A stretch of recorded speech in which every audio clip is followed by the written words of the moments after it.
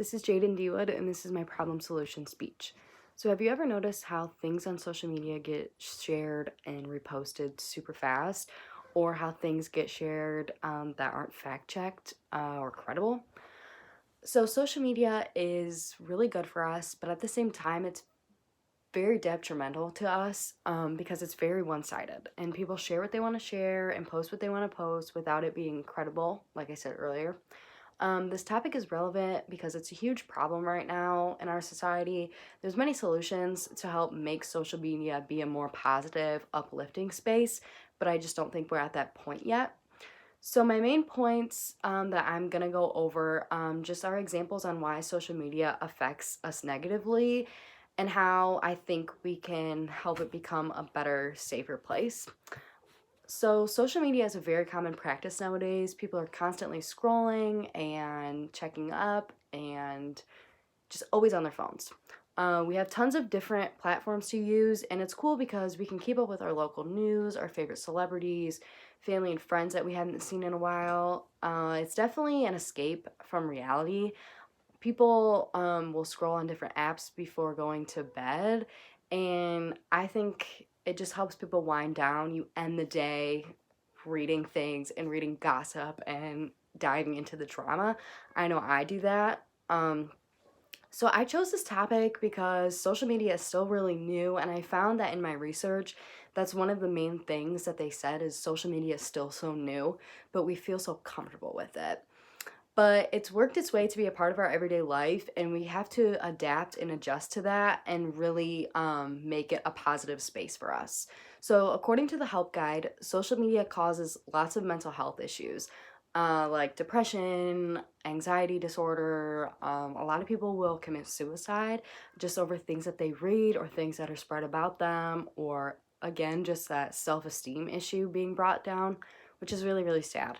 So I do go into further detail about that in my next part, but I will only go into detail on a couple of effects that social media does take on us and the ones that I feel are the most common.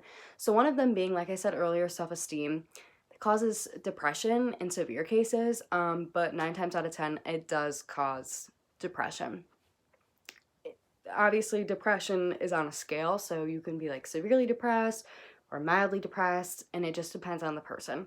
So, according to PsychReg, people have said they often feel sad or depressed when scrolling through social media due to the fact of comparison. And we as human beings compare ourselves to one another on a daily basis.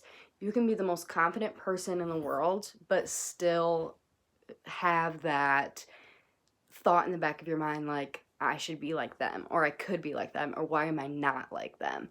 And that's something that I saw the whole time while I was doing my research is that comparison. So, for example, us girls like to maintain a certain weight. That's just an example. A lot of girls will give themselves a weight, and if they gain a little, it's horrible. If they lose a little, it's good. So, when that tends to happen, when we gain a few pounds, we compare ourselves to our favorite celebrity that's rocking a six pack on the beach. And we're like, why can't we be like that? So, it does lower your self esteem, and again, in turn, can cause that depression. We may feel upset and not good enough, and that's just life. But again, people on social media spread the happiness and the excitement and their good life, but they don't show the negativity that happens in their life or what happens behind closed doors. So to help with this, I think we as a society needs to be more uplifting and accept and express our flaws. No one's gonna have the perfect skin. No one's gonna have a six pack the rest of their life. We're gonna get cellulite. We're gonna get stretch marks. We're gonna have acne. That's just life. We're humans, and no one is perfect. Um, it needs to be said. It needs to be expressed. So my next topic that I wanted to speak on is social anxiety. I know I can be like that. I'm very outgoing, but sometimes I can be a little socially awkward. So, due to living in a technological world, we are often detached from real people. We scroll and we message, and we don't really have to have real conversations. And I know people my age, early 20s, we don't really call people on the phone. We do everything through text message. So, again, you are socially detached. So eye contact is huge when you talk to someone, and it's a huge red flag if you aren't making eye contact that you have that social anxiety and that social awkwardness. And studies have shown that it is due to social media and to being on our phones and to just constantly be virtual. It will cause that social anxiety because we don't know how to interact with one another. So, according to Very Well Mind, this can cause an increase in stress. I think this topic is very hard to combat, but I also think the only way to help with this is to stop doing things virtually. And I know we can't 100% just stop doing things virtually. It's impossible, but I do think that we should have interviews in person, not over the phone or through text. I think that you should have to go into a place and grab an application, not do everything online.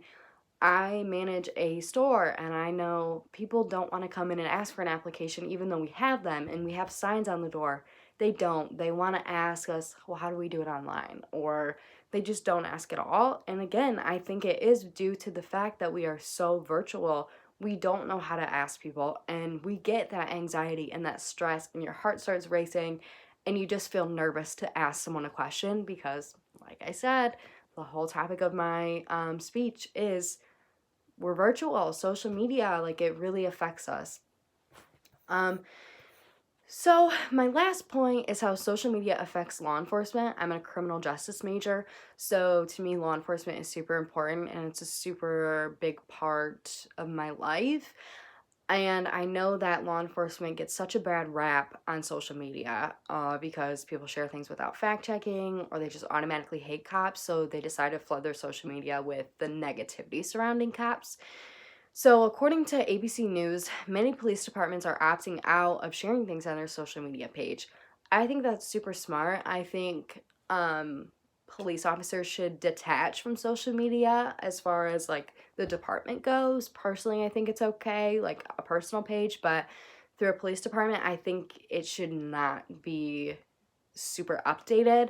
I also think that news stations and reporters and stuff really blow things out of proportion, and I think that cops really need to be the ones to tell the story, to tell the facts and not get things to be misconstrued.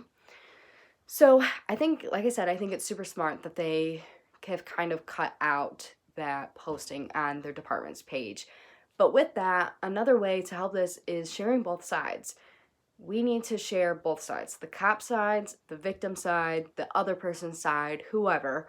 Both sides need to be shared, and they need to be shared in the same article. When we just have one side versus one side in two different articles, it doesn't work. People don't want to read the good cop side, they just want to read the negative side.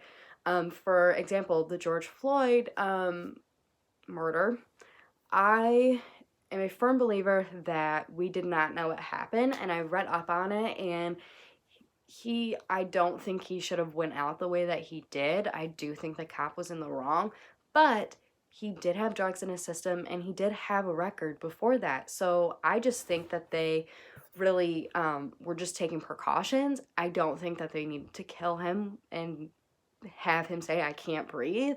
I don't think that. But his George Floyd side, as far as him being on drugs, him having a criminal record, no one cares about that. And again, it goes with sharing of social media. They only want to share what they want to share and what they want people to believe. So, overall, I think social media is really good, but again, really bad. It seems to be one sided, like I stated before. People only share what they want to share, and they don't fact check.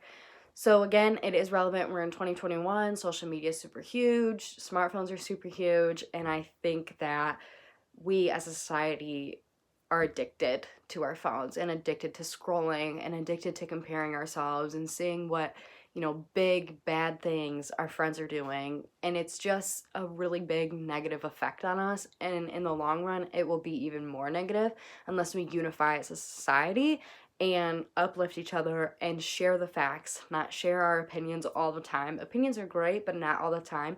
And with social media, opinions are horrible because, again, nothing's fact checked. Nothing's fact checked. But that's that. So again, my main points: cops social stress, social anxiety. Those were the main points that I wanted to talk about, and that concludes my speech.